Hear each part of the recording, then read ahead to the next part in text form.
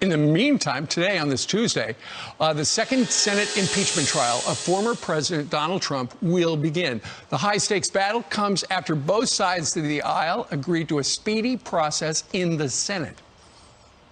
Griff Jenkins is live down in Washington, D.C. with more on the trial schedule and rules. It starts today, Griff. That's right. Good morning, Ainsley, Brian, and Steve. Here comes history. This second impeachment trial, it's just one article. Remember, incitement of insurrection is the charge. Majority Leader Chuck Schumer and Minority Leader Mitch McConnell agreed on a framework. It looks like this. Starting at 1 p.m., the trial kicks off with 4 hours of debate, equally divided over the constitutionality of the trial. That's followed by a simple majority vote taken to proceed. Then, if that passes, it will start at noon tomorrow, as House managers have 16 hours to make their case, followed by 16 hours for President Trump's legal defense.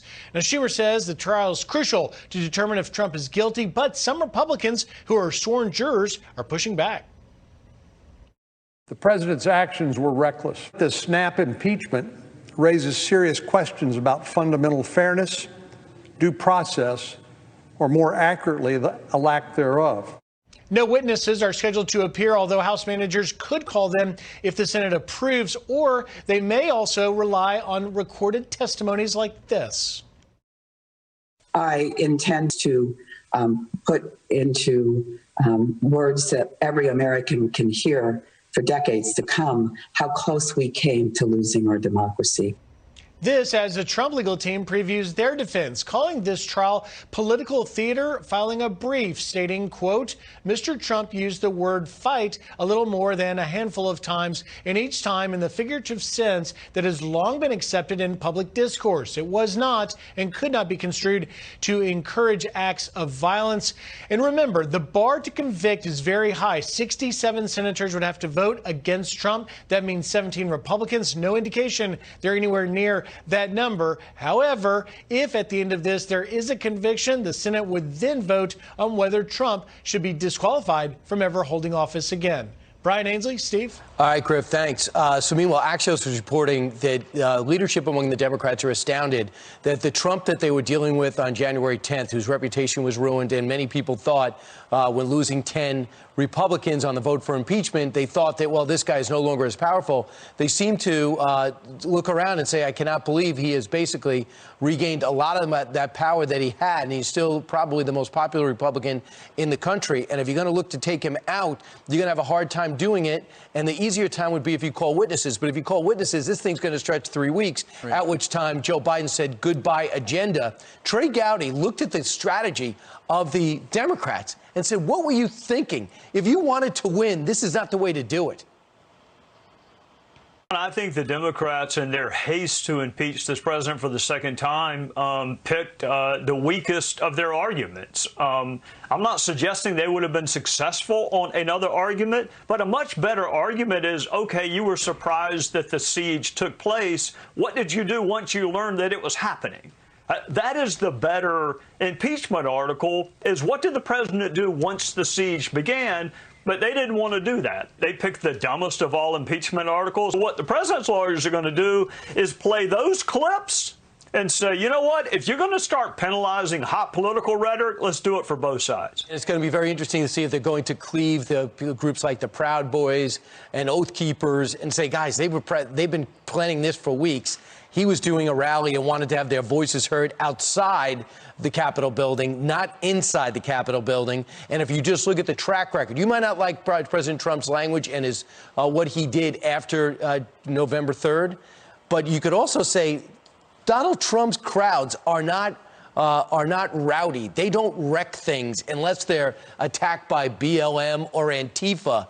And that's why maybe the Capitol Police were not prepared, because the Trump people did not have a track record of security issues. Well, you know, as Griff was talking a little bit about the very high bar to actually get a conviction, where you would need a whole bunch of Republicans to vote to convict, the Democrats apparently have a backup plan, and it's been gaining momentum through the weekend, and that is essentially to invoke a provision in the 14th Amendment and to censure former President Trump. Tim Kaine and Susan Collins started working on this in January. It's started getting some momentum over the weekend. Democrats are lukewarm. Remember, this is what the Republicans were pushing for initially, but the Democrats said, no, we're going to go ahead and we're going to have the trial. Democrats currently are lukewarm. They would prefer the president to be convicted. Now here's the peril. Some Democrat lawyers warn it could backfire. If taken to court, it could actually give Donald Trump, Ainsley, a rallying cry to run again if they challenged it in court. Right. And Trey Gowdy was saying, if you're going to use this hot political rhetoric, you've got to do it on both sides. So the lead attorney for President Trump was on with Laura Ingraham, and she asked him, are you going to use video of the Maxine Waters video of her calling for inciting what many are saying is violence as well? And he said, if my eyes look really red, it's because I've been looking at a lot of video. Yes, we're going to use this video. Remember Chuck Schumer, John Roberts, and Kavanaugh, you know, you're going to ignite the whirlwind. There's so much rhetoric that has happened on both sides since then. I think it's a slippery slope. You're going to have the next candidate for president maybe come out with the same muscular language, and the next thing you know, someone's going to misinterpret his speech, take action. Are you going to charge that would-be candidate? This is impossible. It is impossible path to follow. Well, it starts today. You'll see a lot of it right here on Fox. There are highly embarrassing moments that are about to occur for many, many politicians in this nation. There will be a shaking amongst the Democrats in the upcoming elections, but unsettling for the Republicans. Why is God doing this? For God said, I am dissatisfied with what emerges from both parties.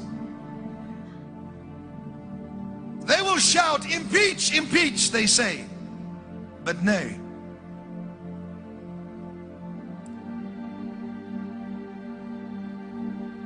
This nation shall come very subtly. But he shall not come in the time of President Obama. They shall come when this new one arises, my David, that I have set aside for this nation. They will even say, this man is not speaking enough. But God says, I have set him aside. They will shout, impeach, impeach, but this shall not happen. And then God says, highly embarrassing moments when another Snowden arises. And people will become very afraid. They'll say, we have no protection. And then God says, am I impressed with your weapons of war?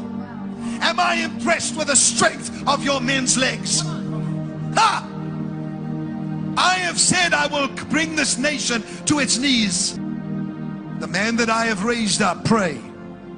For the enemy will do everything in his power to put a witch in the White House. Did anybody hear what he just said? For Jezebel has chased away the prophets and even Elijah. Now I have said, go back. For this shall be dismantled so that there will be no more corruption in the White House, says the Spirit.